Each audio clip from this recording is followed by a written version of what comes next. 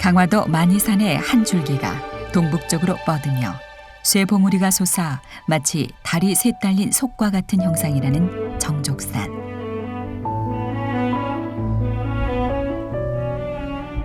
이 정족산 일대를 둘러싸고 있는 삼낭선 안에 전등사가 자리하고 있다. 가장 오래된 사찰이라는 전등사이기에 역사적 가치는 물론 수많은 전설도 깃들어 있는데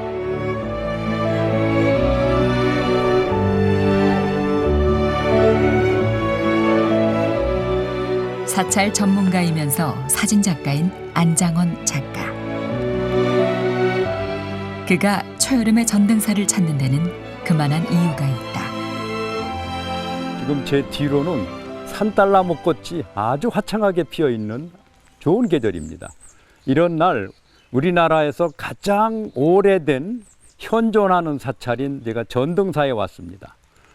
이 전등사는 고구려 소수림왕 2년에 처음으로 우리나라의 불교를 받아들여서 그때 오셨던 아도화상께서 현재 옛날에 이 자리에 오셔서 진종사라고 하는 절을 세웁니다. 바로 이 자리가 진종사였죠. 진종사로 쭉 내려오다가 고려시대 몽골의 침입을 받게 되면서 개성에 있던 고려 왕실이 강화도로 피난을 오게 됩니다.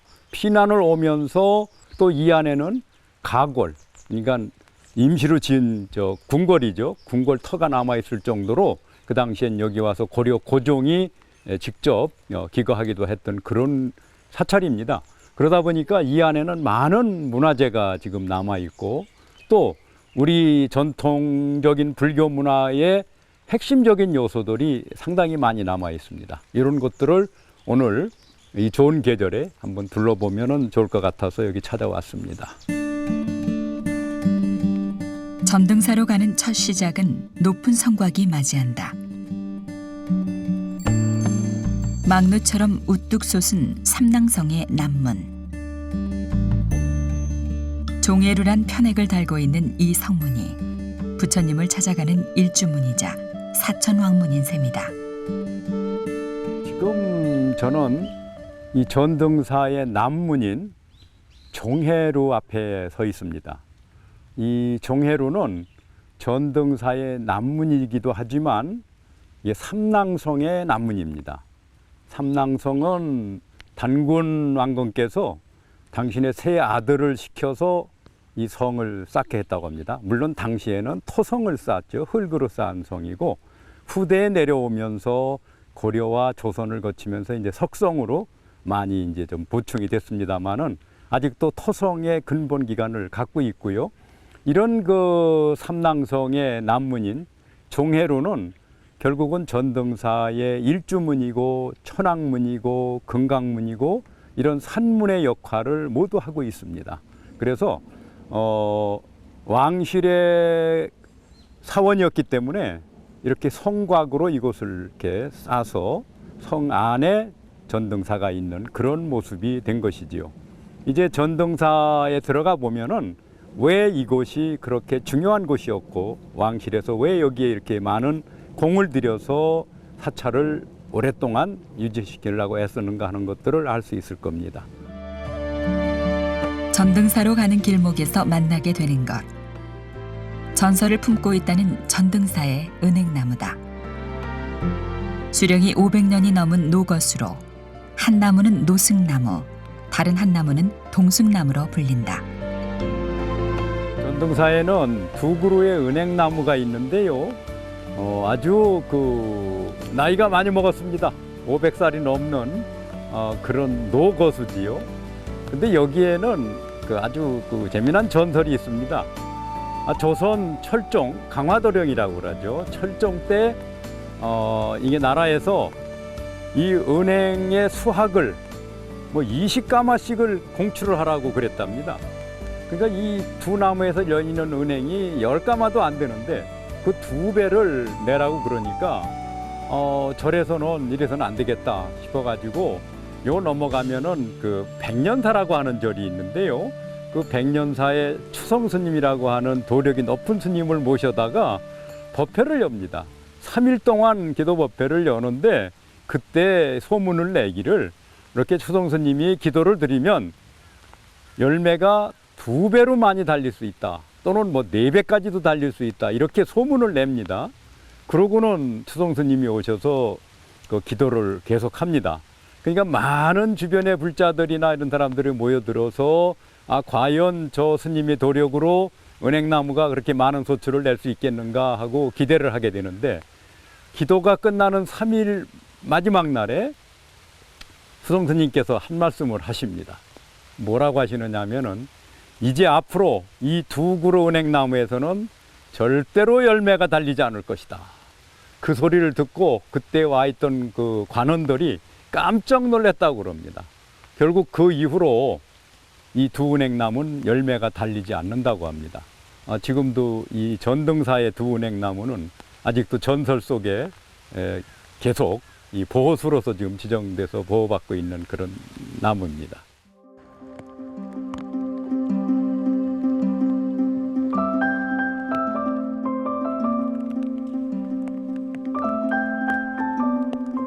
그리고 전등사라는 편액이 걸린 진정한 전등사의 불이문.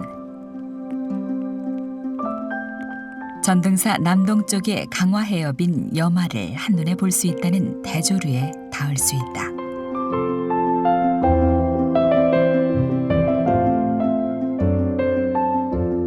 저는 지금 전등사의 중심곽으로 들어가는 문로인 대조로 앞에 서 있습니다. 이 대조로는 아까 우리가 산문을 통과해서 들어와야 되는데, 전등사에는 남문과 동문과 서문과 북문이 있을 뿐이고 일주문이나 천왕문, 금강문이 없다고 말씀을 드렸는데, 여기 대조로는 문로입니다. 즉 문로를 통과하면은 전등사의 중심곽인 대웅전과 향로전, 그리고 약사전, 그리고 명부전으로 이렇게 이어지는 이런 축선상에 있는데요. 현재 우리가 여기 볼 수 있는 대조로 건물은 1932년에 다시 지은, 그러니까 중건을 한 그런 건물입니다. 그러나 옛부터 이 자리가 문로가 있었으리라는 것은 충분히 예측이 가능하고요. 그래서 이 문로는 전면이 5간이고 측면이 2간으로 해서 옆으로 좀 긴 그런 건물이고요. 대조로 위에 올라가서 보면은 대웅전을 약간 올려다 볼 수 있는 그런 앵글이어서 아주 보기가 참 좋습니다. 그리고 이 대조로에 올라가는 계단, 그리고 저 중심곽에서 대조로를 통해서 보이는 밖의 경관도 아주 아름다운 그런 경관을 갖고 있습니다. 전등사에는 특이하게도 2개의 종이 있다. 실제 예불에 쓰이는 종루의 범종과 종각의 범종이 그것인데, 종각의 범종은 중국 송나라 때 만든 무쇠종으로 우리나라의 전형적인 종과는 그 형태가 판이하다. 여기 지금 보이는 전등사 범종은 전등사 종이 아닙니다. 우리가 그 일제치하의 그 서름을 겪고 나서 이 전등사에 있는 종도 공출을 당해가지고 뺏어가 버렸죠. 그러다가 이제 그 광복을 맞이하게 됩니다. 그래서 이 부평에 있는 병기창, 일제시대 때 병기창이 있던 곳에 가서 종을 찾으러 갔는데, 이 전등사 종은 없고 다른 종이 있었어요. 그래서 그 종이 바로 여기 있는 이 종인데요. 이것은 중국의 송나라 때 종입니다. 중국의 송나라의 그 해주라고 하는 곳에 있는 그런 절에서 주조했던 그런 종인데요.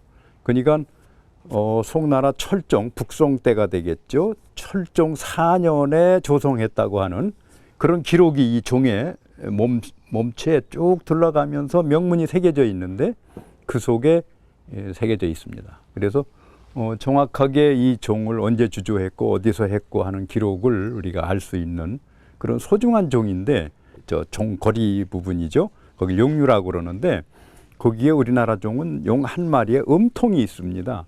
근데 중국 종에는 용이 2마리가 있고요, 음통은 없습니다.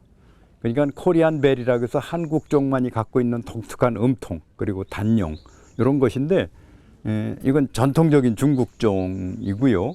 다만 중국종이지만 그 형태라든가 소리가 또 아주 맑고 청한, 그리고 요거는 동종이 아니고 무쇠종입니다. 무쇠로 만든 종이어서 지금도 보면 녹이 좀 많이 슬고 그랬는데, 어쨌든 제가 74년에 처음 와서 이 종을 봤을 때는 그 종의 형태가 벌써 우리나라 종하고 많이 다르고, 그리고 명문이 있고 그래서 우리나라에서도 이 종을 보물로 지정해서 이렇게 보존을 하고 있습니다.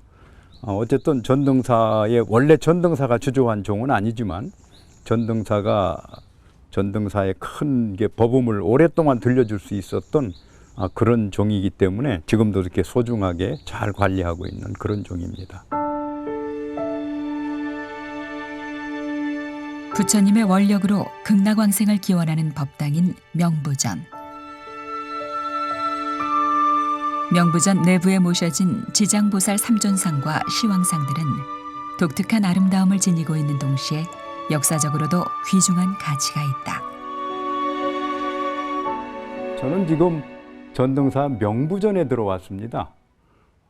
이 명부전은 이 정면은 3칸이고 측면은 2칸짜리 건물인데 다른 건물에 비해서 한 칸의 크기가 좀 더 큽니다.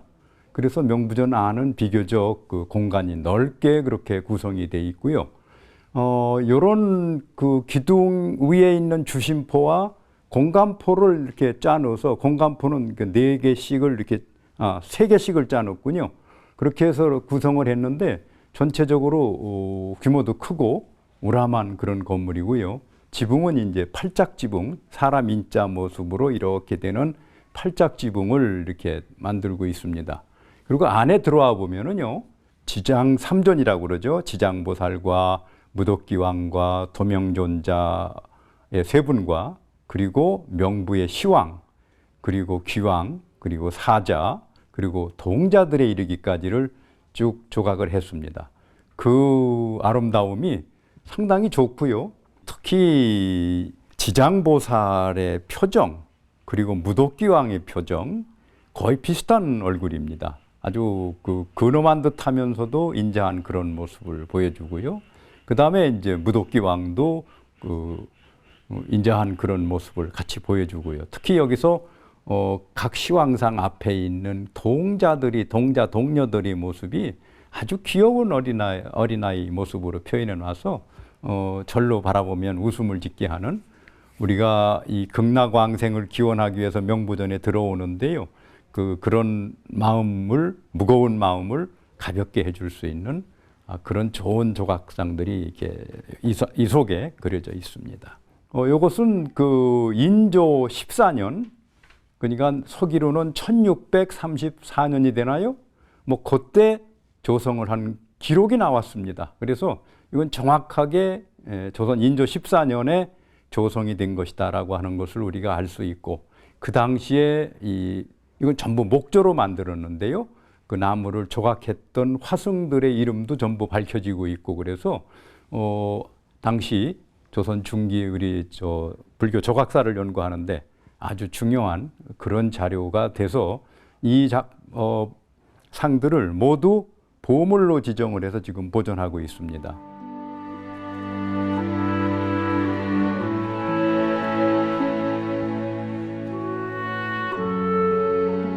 인자한 모습의 지장보살과 웃음이 나는 동자들을 조우한 뒤 한결 가벼운 마음으로 만나게 되는 약사전.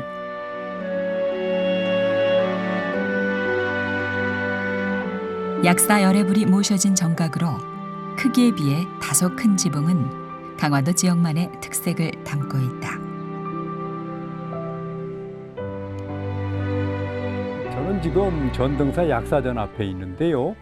이 약사전은 전등사에 있는 다른 건물에 비해서 규모가 좀 작습니다. 물론 정면 3칸이고 측면 2칸이지만 다른 건물에 비해서 규모가 작고 아담한 그런 규모의 건물인데요. 근데 이 건물의 지붕을 보면은 굉장히 넓습니다. 이렇게 작은 건물에 팔짝 지붕을 해서 올렸고, 특히 처마 길이가 훨씬 넓고 겹처마로 돼 있고, 작은 건물에 비해서 지붕이 좀 꽤 넓습니다. 아마도 그렇게 된 이유는 여기가 바닷가 지역이고 하니까 습기가 많고 해서 그런 것도 있을 것이고요. 또 하나 이 건물의 구조를 살펴보면은 전면 무예를 이렇게 보면은 주심포라고 해서 기둥 위에 포작이 올라가는 방식을 썼고 그 사이에다가 공간포라고 해서 기둥 없이 중간에 포작을 하나 더 만들었습니다. 물론 조선 중기에 건축되어 있는 다포 건물의 전형적인 양식이지만 그러나 이제 공간포를 전부 설치한 게 아니라 측면에는 공간포가 없습니다. 측면 건물은 보면 주심포 계열의 마치 고려시대 건물처럼 보입니다만은 정면이나 후면은 이면이라고 그러죠. 배면은 이제 공간포가 이렇게 하나씩 마련되어 있는 그런 양식을 보여줍니다. 그런 의미로 볼 때 이 건물의 양식은 좀 더 조선 중기보다 그 이전의 양식을 따르고 있지 않는가 그렇게 생각이 되는데요. 근데 언제 이 건물을 지었는지에 대한 기록이 없습니다. 그래서 정확하게는 우리가 알 수 없지만 아마도 우리가 외란을 겪은 그 이후에 이 전등사가 화재에 휩싸이는데 그 이후에 다시 지은 걸로 여겨집니다. 그런데 대웅전보다도 약사전이 한 단 위에 이렇게 배치되어 있습니다. 아마도 이것은 이 지형 때문이기도 하겠지만 지형이 이제 산곡에 있다 보니까 어쨌든 그 대웅전과 약사전이 인접해 있으면서도 한 단 위에 약사 신앙이 이 지역에서 굉장히 강하지 않았나 하는 것을 느낄 수 있습니다.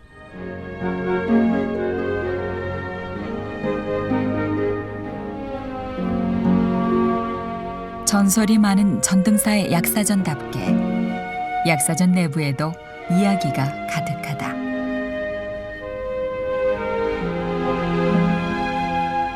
약사전 안으로 들어가게 되면은 석조 약사열의 좌상과 그리고 이제 뒤에 후불탱이 있고 그리고 그 오른쪽 편에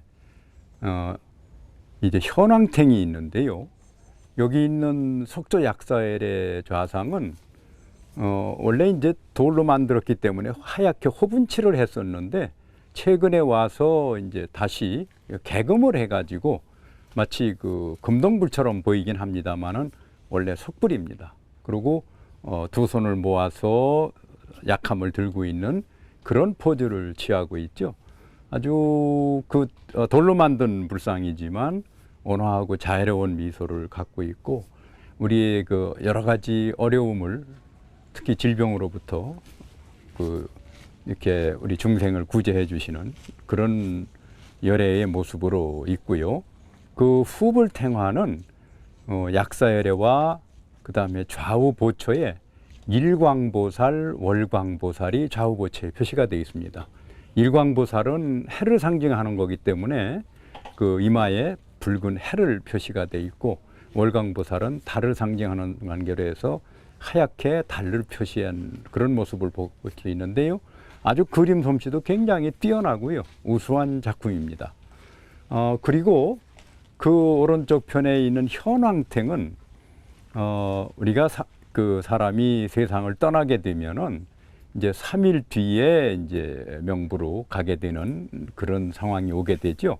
그 3일 동안 그 3일 뒤에 와서 어디로 보낼 것이냐, 극락으로 보낼까, 지옥으로 보낼까 하는 기본적인 것을 잡아주는 것이 현황이거든요. 그래서 그 현황의 모습이 아주 그 드라마틱하게 웅장한 그런 모습으로 지금 표현되어 있는 그런 그림입니다. 그러니까 이 약사전이 갖고 있는 그 약사 신앙에 관계되는 내용과 또 우리가 이제 세상을 떠났을 때 어떻게 가느냐 하는 그런 문제들까지 우리 현황탱을 한 곳에 이렇게 모아서 볼 수 있게 함으로 해서 우리 불자들에게 마음속으로 항상 그 깨끗하고 경건하고 청정한 그런 모습을 갖게 하기를 원하는 그런 이제 전각이 되겠지요. 오랜 세월 동안 역사의 한 페이지를 지키며 불법을 밝혀온 전등사. 전등사 곳곳엔 사연들이 아로 새겨져 있다. 과거에 진종사에서 전등사로 이름을 바꾼 그런 사연도 봤고요. 또 올라오면서 그 전등사 은행나무의 그 슬픈 사연도 얘기를 좀 봤습니다. 그리고 이제 전각들을 이제 둘러보게 됐는데요. 특히 이제 약사전과 그다음에 명부전에는 아주 귀중한 우리 문화유산을 지금 소장하고 있는 그런 것을 보게 됐습니다. 이게 우리나라에서 가장 현존하는 사찰 중에 오래된 우리가 전등사에 와서 전등사가 갖고 있는 문화적인 역량과 그 아름다움 이런 것들을 이제 살펴보고 나왔는데요. 어쩌면 우리 전등사가 우리에게 주는 그런 시사해 주는 것들이 우리 것을 우리가 좀 잘 지키자 하는 그런 것도 있을 것이고요. 우리는 그 남아있는 작은 것이지만 그런 것들을 이 시대에 다시 되살려서 보다 더 중흥을 시킬 수 있는 그런 계기를 만들면 좋을 것 같습니다.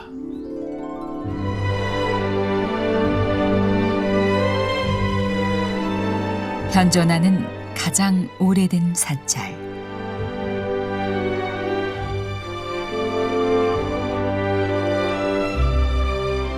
많은 문화재 속에 전설이 깃들어 있는 전등사. 때론 왕실의 사찰로서, 때론 중생들의 곁에서 숨쉬어온 전등사의 숨결은 지금도 뜨거운 숨을 내뿜고 있다.